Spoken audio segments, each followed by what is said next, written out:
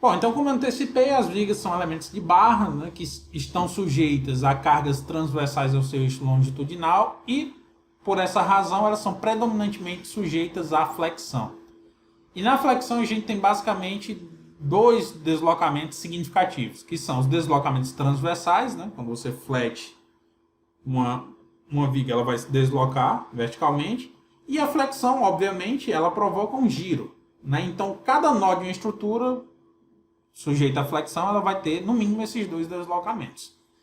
Como eu falei, é claro que quando você deforma uma estrutura verticalmente, você vai ter deformação axial. Só que essa deformação axial é tão pequena frente às deformações transversais que a gente pode negligenciar. Então, em uma viga, a gente vai ter duas possibilidades de deslocamento: vertical e rotação, né? Até mesmo porque ela é um elemento plano. Então, a gente vai desenvolver a formulação para esse elementozinho aqui, tá bom? E esse é um elemento com 4 graus de liberdade, de comprimento L, um comprimento genérico L, e a carga uniformemente distribuída em todo o seu comprimento de intensidade Q. Então essa é a barrinha que a gente vai analisar. Pelo método dos deslocamentos, a gente precisa, para tornar esses nós indeslocáveis, a gente precisa colocar um apoio de primeiro gênero e colocar uma placa.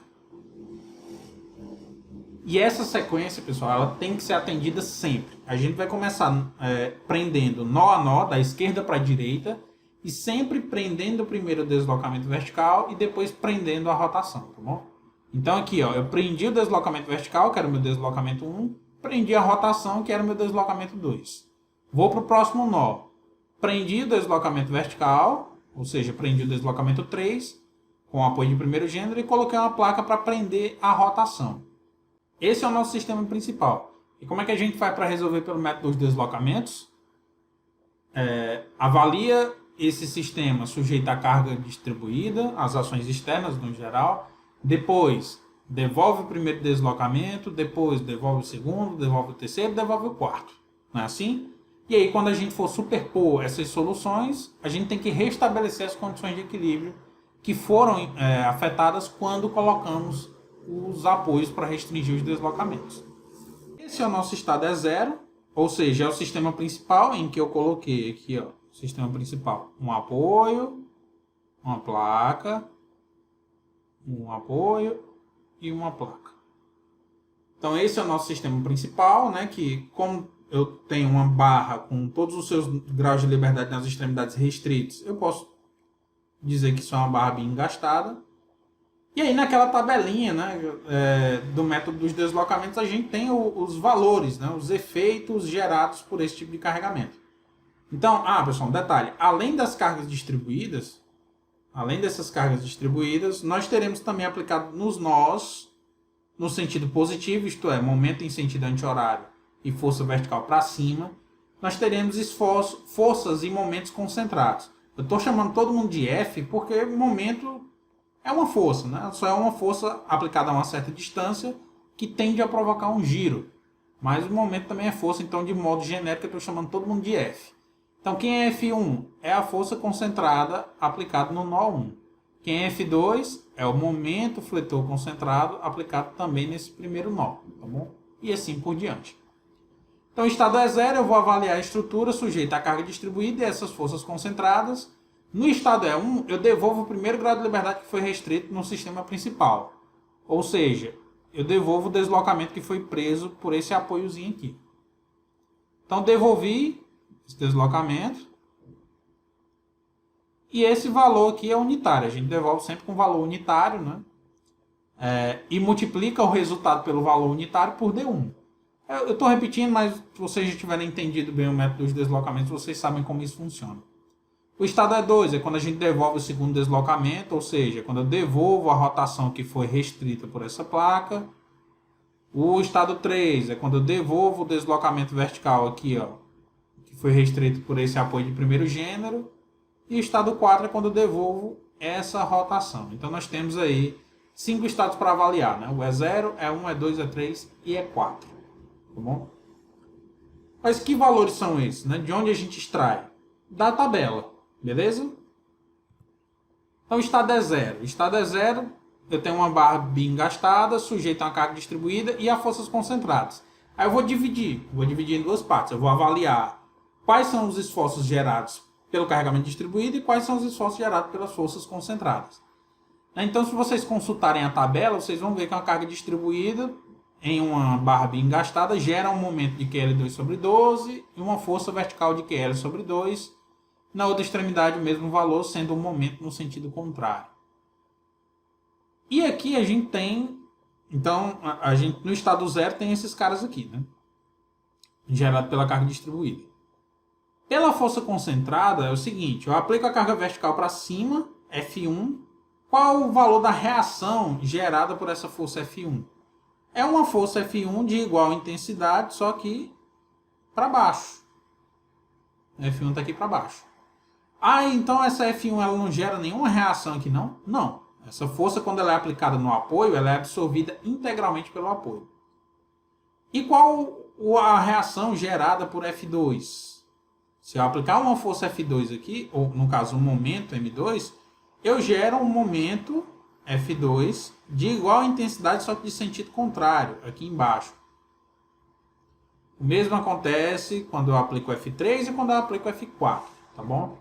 Então, mais uma vez, pessoal, lembrando, se eu tenho uma viga biapoiada e eu aplico uma carga P aqui no meio da viga, aqui eu tenho uma reação P sobre 2 e aqui eu tenho uma reação P sobre 2. Se eu aplico essa mesma força em cima desse apoio, aqui eu tenho uma reação P de igual intensidade e aqui eu tenho uma reação nula. Se ao invés de aplicar essa força P na extremidade esquerda, eu aplicasse na extremidade direita, aqui seria uma reação nula e aqui seria uma reação de valor igual a P. Tá bom? Então, eu sei que isso é óbvio, tá? Mas eu estou ressaltando porque vai que vocês tenham viajado aqui no entendimento dessas reações. Bom, então aqui, ó, quem vai ser o beta 1 zero? O beta 1 zero, né, vai ser o QL sobre 2 menos F1. O beta 2 zero vai ser o QL2 sobre 12 menos F2, menos porque está no sentido horário. O beta 3 zero vai ser QL sobre 2 menos F3. E o nosso beta 4 zero vai ser menos QL2 sobre 12, porque está no sentido horário, menos F4. Então essas são as reações que são produzidas nos apoios que forem impostos ao sistema principal, forem impostos na minha estrutura, na montagem do sistema principal, e decorrentes do carregamento externo, então, seja ele a força distribuída ou, no caso, as forças aplicadas sobre os nós, concentradas nos nós.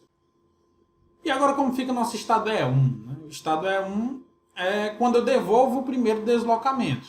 Né? Então o primeiro deslocamento foi o deslocamento vertical na extremidade esquerda, então devolvi ele com valor unitário, e aí vocês consultando lá a tabela vão ver que os esforços, as reações produzidas quando um deslocamento transversal unitário é aplicado à extremidade da barra, são esses que estão aparecendo aí no slide. Então aqui quem vai ser o nosso beta 1 do estado 1? O beta 1 do estado 1 vai ser a reação desenvolvida devido a esse carregamento. Então vai ser 12 I sobre L3. E o beta 2 do estado 1 vai ser o 6 I sobre L2. O beta 1,3 vai ser menos, porque ficou para baixo, menos 12 I sobre L3.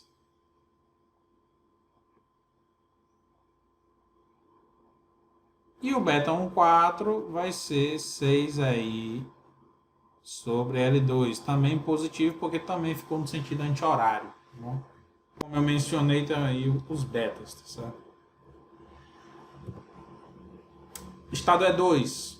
Quem serão os betas? Né? Quem foi o momento desenvolvido o esforço desenvolvido no apoio 1? Foi 6 I sobre L2. E no apoio 2, 4i sobre L. E no 3, menos 6i sobre L2. E no 4, 2i sobre L. Tá bom? Então, esses são os betas, ou seja, os esforços desenvolvidos nos apoios devido ao estado 2. Isto é, quando devolvemos o segundo deslocamento restrito na montagem do sistema principal. O mesmo vale para o 3, pessoal. Então, eu vou devolver o terceiro deslocamento, que é o deslocamento vertical na extremidade direita. E aí, quem é o beta 1, 3? Menos 12 aí sobre L3. E o beta 2, 3? Menos 6 aí sobre L2. A horário é menos. E o beta 3, 3? Mais 12 aí sobre L3. E o 4, 3? Menos 6 aí sobre L2. Finalmente, nós temos o estado 4. Então, quem é o beta 1 do estado 4? Isso é, qual esforço no apoio 1 devido ao carregamento, devido ao efeito da reposição do quarto grau de liberdade. O beta 1, 4 vai ser 6i sobre L2. O beta 2, 4 vai ser 2i sobre L. Beta 3, 4 vai ser 6i, menos 6i sobre L2. E o beta 4, 4 vai ser 4i sobre L. Então, esses são os nossos betas. Né? Então, a gente já fez todo mundo. Né? O que a gente precisa fazer? Restabelecer as condições de equilíbrio. Então, nosso beta 1 total. Beta 1. Deixa eu escrever aqui. O beta 1 ele tem que ser igual a 0. Só que o beta 1 ele é dado pela combinação dos outros betas. Então, beta 1 vai ser beta 1 do estado 0 mais beta 1 do estado 1. Lembrando que isso aqui foi obtido por um deslocamento unitário. Então, a gente tem que multiplicar pelo deslocamento real. Mais beta 1, 2 vezes D2. Mais beta 1, 3 vezes D3. Mais beta 1, 4 vezes D4. Isso aqui tem que ser igual a 0. A gente tem que zerar o beta 2 também. O beta 2 tem que ser igual a 0. Como a gente faz isso? Fazendo a combinação linear dos betas 2 de cada estado. Então, beta 2, 0, mais beta 2, 1, D1, mais beta 2, 2, D2, mais beta 2, 3, D3, mais beta 2, 4, D4, tem que ser também igual a 0. E aí a gente vai fazer a mesma coisa para o 3 e para o 4. Né? E aí nós temos um sistema de equações de equilíbrio com 4 equações. E 4 incógnitas, que são os nossos Ds. D1, D2, D3, D4 e só. Porque reparem que o resto das informações que são necessárias, que é o EI, o L e o Q do carregamento, são todos dados de entrada. Né? Eles fazem parte já da nossa estrutura. Então temos um sistema de 4 equações e 4 incógnitas. Então daqui o sistema, né, aquele sistema que eu comecei a redigir no slide anterior, eu posso organizar esse sistema na forma matricial. Então vou pegar os betas 1, 0, vou passar para o outro lado da igualdade, eles ficam negativos.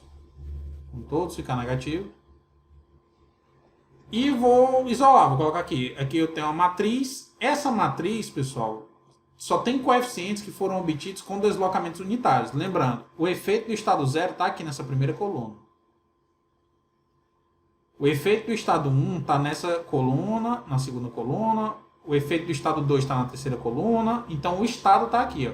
Estado 0, estado 0, estado 1, estado 2, estado 3, estado 4. Os estados 1, 2, 3 e 4, eles são decorrentes da reposição de deslocamentos com valores unitários. Então, todos esses esforços são considerados rigidez.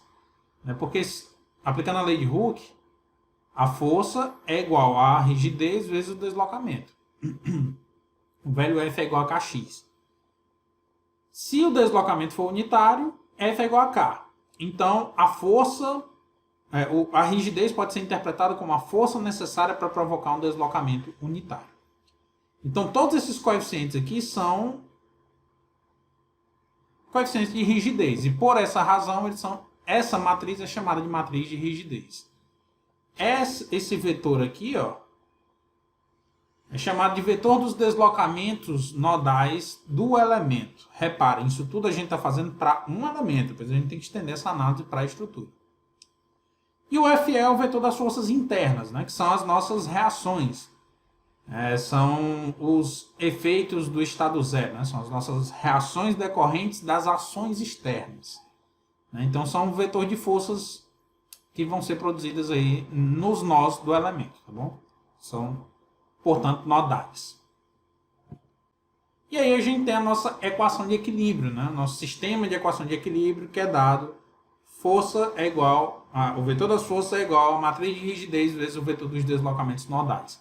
Isso tudo para um elemento, só que a gente tem que estender essa análise para a estrutura. Substituindo os betas que nós calculamos anteriormente, né? Então, a gente saiu calculando aqui o beta 1,3, beta 2,3, blá blá blá, calculou todo mundo. Eu vou substituir essa galera toda nesse sistema de equação de equilíbrio. E aí, substituindo os betas da matriz de rigidez, beta 1, beta 1,2, blá blá blá, nós chegamos nessa matriz de rigidez aqui. Ó. Essa matriz é a matriz de rigidez de uma viga. Reparem que ela depende de uma constante física, que nesse caso é o módulo de elasticidade longitudinal, que está associado à dificuldade em deformar axialmente uma peça, uma propriedade geométrica da seção transversal, que é o momento de inércia, que expressa a dificuldade que a geometria oferece sem girar essa seção, e o comprimento, que é óbvio que esse comprimento afeta na facilidade em flexibilizar uma estrutura, né? E esses coeficientes ao quadrado, ao cubo, em que o L vem acompanhado, depende da vinculação e do tipo de ação que ele vai estar sujeito. Alguns detalhes, né, que a gente tem que atentar aqui para essa matriz. Ela é simétrica, né? Então o beta 1,2 tem que ser igual a beta 2,1, enfim, vocês já viram isso lá no método dos deslocamentos. E essa matriz, tal como está aqui, ela é singular. Ou seja, se a gente tentar resolver aquele sistema de equação de equilíbrio, não haverá uma solução, né? Porque quando uma matriz é singular, você tem duas possibilidades de solução. Ou é zero, ou seja, seriam deslocamentos nulos, a estrutura não estaria deslocando, ou pode assumir qualquer valor. Então a matriz singular tem isso. E no nosso caso, acontece porque nós não restringimos os deslocamentos. A nossa estrutura ela é um corpo rígido. Ela não tem deformação e, portanto, se não tem deformação, não tem esforço interno. Então é óbvio que essa matriz seria singular. Ela não tem uma solução. Tá bom? Fisicamente, o que significa a matriz de rigidez ser singular? É não ter... a gente não ter imposto as condições de contorno. Isto é, as restrições dos deslocamentos que tornariam a estrutura isostática, no mínimo. E, portanto, estável. Aqui ela está hipostática, né? Uma barra solta. A gente vai entender mais à frente como atribuir essas condições de contorno, tá bom? Então essa é a nossa matriz de rigidez. Esse é o nosso vetor das forças, né? Lembrando aqui, ó, os betas do estado zero, eles tinham sempre duas parcelas, né? Um decorrente da carga distribuída e um decorrente da força aplicada diretamente sobre o nó, né? Lembrando que quando a gente passou para o outro lado da igualdade, né, os betas do estado zero, beta e zero, eles foram negativos, né? Então aqui ó, vai ficar, tudo eu vou trocar o sinal, vai ficar F1 menos QL sobre 2. O beta 2,0 vai ficar F2 menos QL2 sobre 12. E assim por diante, né? Aqui a gente pode separar em dois vetores. Então a gente pode ter um vetor só com as forças aplicadas nos nós, F1, F2, F3 e F4. E um vetor só com os esforços decorrentes da carga distribuída, que a gente chama de vetor dos esforços de engastamento perfeito, né? Que é o QL sobre 2, QL2 sobre 12, o QL sobre 2 e menos QL2 sobre 12. E aí a soma desses dois vetores dá o nosso vetor de forças internas, o vetor F, tá bom? Mas é conveniente que a gente separe e calcule cada um individualmente, depois só sobrepõe. Vamos voltar para lá.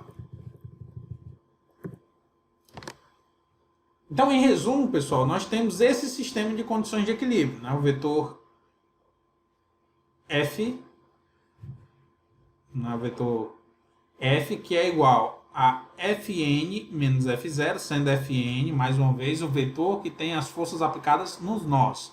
Forças em momentos concentrados. E o F0 é a força aplicada no interior do elemento, é aquela carga distribuída. Né? Eles computam efeitos distintos, mas ambos são forças externas. Então, Fn menos F0 é igual a K vezes D. Que a gente pode passar o F0 para o outro lado, né? Se assim quiser. E aí, quando a gente resolve esse sistema de equação de equilíbrio, nós encontramos o resultado da solução desse sistema é o D, é o vetor dos deslocamentos. E como é que a gente faz, pessoal, para obter o efeito final? Né? Aí, lembrando aqui do método dos deslocamentos, o efeito final, qualquer, é o efeito no estado 0 mais o efeito no estado 1 vezes D1 mais o efeito no estado 2 vezes D2 e assim por diante. Tá bom? Então, embora, por exemplo, a gente tenha uma viga bem engastada, vamos supor que eu tenha esse caso aqui, uma barra engastada, um apoio aqui e outro apoio aqui. Quando a gente vai montar o sistema principal do método dos deslocamentos, a gente coloca só uma placa aqui. Ó. Não é isso? Aí aqui, ó, quando a gente separa, nós temos um momento que eu acho que Raimundo ainda, se ele estiver seguindo a mesma simbologia, ele chama isso aqui de MAB. E aqui a gente tem um momento MBA. E na outra barra, engastada e apoiada, nós temos um momento aqui MBC. Para montar o sistema de equação de equilíbrio, a gente calcula o beta 0, que é igual a MBA mais MBC. Aí vocês podem se perguntar, então não serve de nada eu calcular o MAB, não é isso? Não, ele não serve para o sistema de equação de equilíbrio, porque ele não é um esforço associado ao sistema principal. Ele é um esforço que já existia, é uma reação que já existia na estrutura. O MBA e o MBC aqui não, elas só passaram a existir porque eu coloquei essa placa restringindo a rotação. Então, no sistema de equação de equilíbrio, o MAB não existe porque ele já faz parte da estrutura. Então, ele não precisa ser zerado. Só quem vai fazer parte é o MBA e o MBC. Então, ele não entra. Contudo, quando eu quero calcular o efeito final, eu tenho que calcular o MAB. Então, eu tenho que calcular o MAB é igual a MAB 0 vezes mais MAB 1 vezes D1 mais MAB2 vezes D2, né? E assim por diante. Então, para traçar o diagrama de momento fletor e de esforço cortante, eu preciso conhecer todo mundo. O MAB, o FAB, o MBA, o FBA, todo mundo, tá bom? Então, embora a gente não use todos no sistema de equação de equilíbrio, o sistema de equação de equilíbrio nos dá a solução dos deslocamentos. Mas eu não quero deslocamentos somente, eu quero também os esforços internos. E como a gente faz? Combinando os efeitos. O efeito do estado, o efeito final é o efeito do estado 0 mais o efeito do estado 1 vezes D1, e assim por diante, a gente vai aplicando o princípio da superposição dos efeitos. Beleza? Então, um esforço interno em cada elemento é obtido só trocando aqui. Eu vou trocar pela letra G para representar esforço interno. F0 mais K vezes D. Tá bom? Então, só que aqui é feito por elemento, porque no esforço, nos efeitos finais, a gente quer informações de todos os nós da estrutura. Beleza?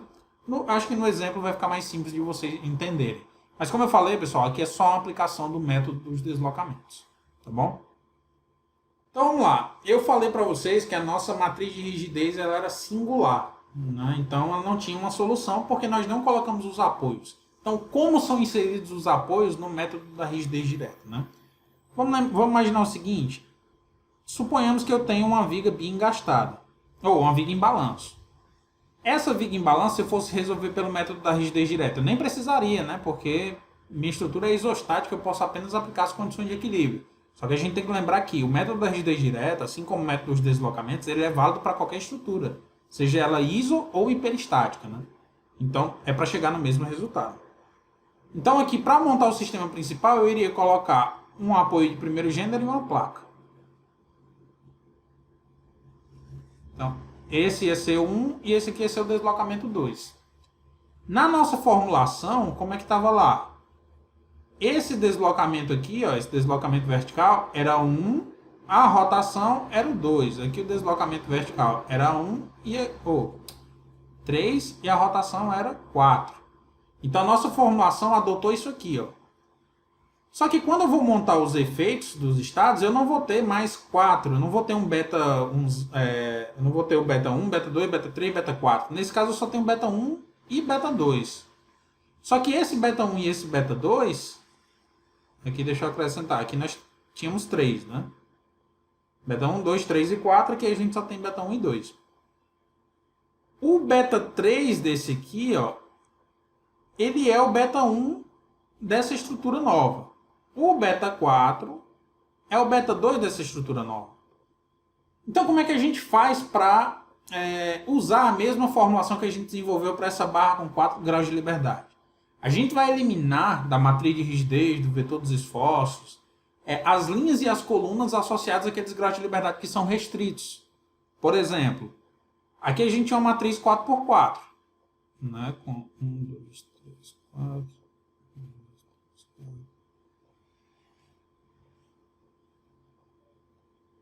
O que a gente vai fazer? A gente vai numerar os graus de liberdade fazendo uma correspondência, os graus de liberdade da nossa formulação com os graus de liberdade da estrutura.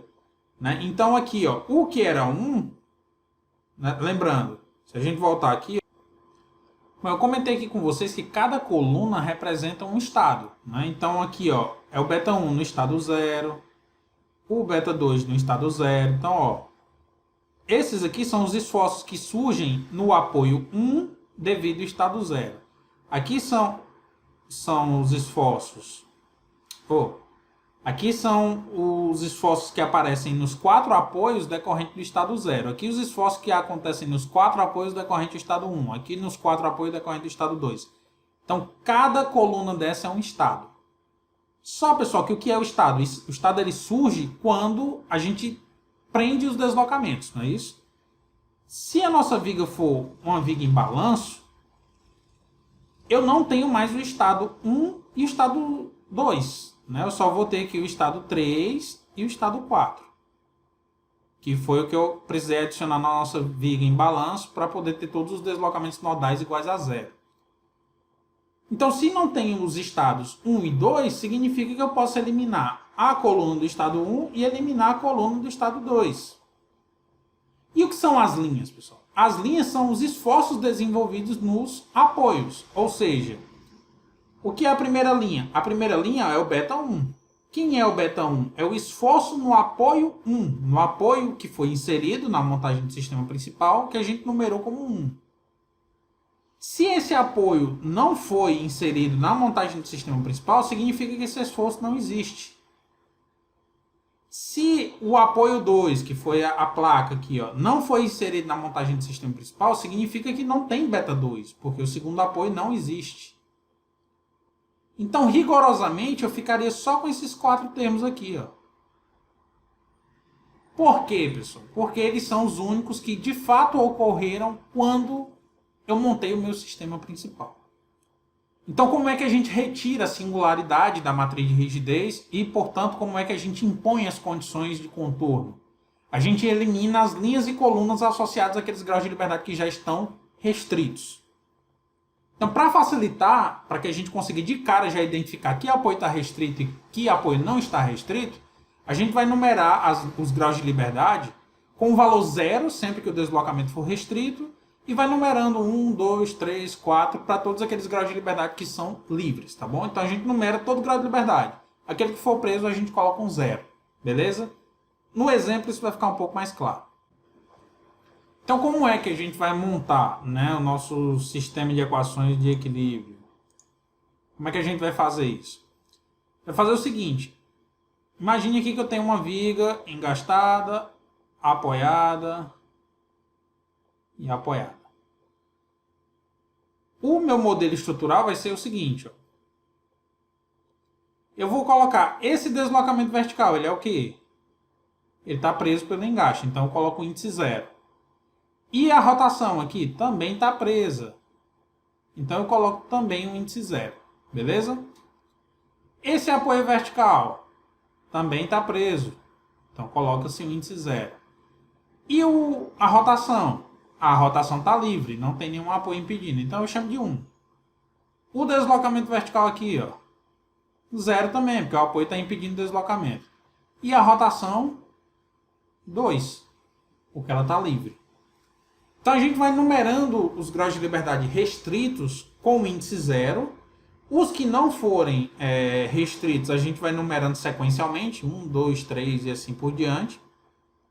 E quando a gente montar o sistema de equação de equilíbrio, a gente elimina as linhas e colunas que tiverem esses termos nulos, tá bom? Então toda linha e coluna associada a um índice nulo, a gente elimina para a montagem do sistema de equação de equilíbrio, beleza? Bom, aqui, pessoal, tem um passo a passo, tá bom, de como resolver, porque tem um detalhe, eu ainda não comentei. Isso tudo foi desenvolvido para um único elemento. Só que aqui nessa estrutura, por exemplo, a gente tem dois, né? Tem dois elementos. Quando eu tenho mais de um elemento, como é que eu faço? É bem simples, pessoal. A gente só vai superpor os graus de liberdade que são os mesmos nos dois elementos. Como assim? Imagine que aqui a gente tem uma viga com 3 nós e está todo mundo livre. Então aqui nós temos um deslocamento livre 1, deslocamento livre 2, deslocamento livre 3, um deslocamento livre 4. Eu não consigo escrever reto de jeito nenhum. O deslocamento livre 5 e o deslocamento livre 6. No primeiro elemento, nós teríamos uma matriz que está associada aos deslocamentos 1, 2, 3 e 4. 1, 2, 3 e 4. Então, no elemento 1, os graus de liberdade são 1, 2, 3 e 4. Já no elemento 2, nós temos o 3, 4, 5, 6. 3, 4, 5, 6. Quando eu for montar a matriz de rigidez da estrutura, ela vai ter um tamanho igual ao número de graus de liberdade livre. Ou seja, na estrutura existem 6 graus de liberdade livre, né? Tem de 1 ao 6. Eu vou lá e monto aqui, ó. 1, 2, 3, 4, 5, 6. Perdão aí pela letra. Mas aqui, essas mesas são terríveis. E aqui 1, 2, 3, 4, 5, 6. Então nós temos 6 graus de liberdade na estrutura. Quando eu for somar a contribuição desse primeiro elemento, eles vão entrar aqui nesses graus de liberdade. Ó, nos 4.